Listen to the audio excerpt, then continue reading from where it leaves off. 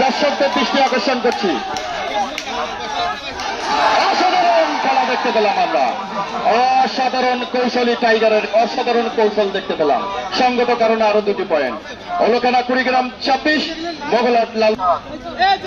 হাডুডু প্রতিযোগিতায় হাডুডু মাঠে বসে খেলা উপভোগ করছেন।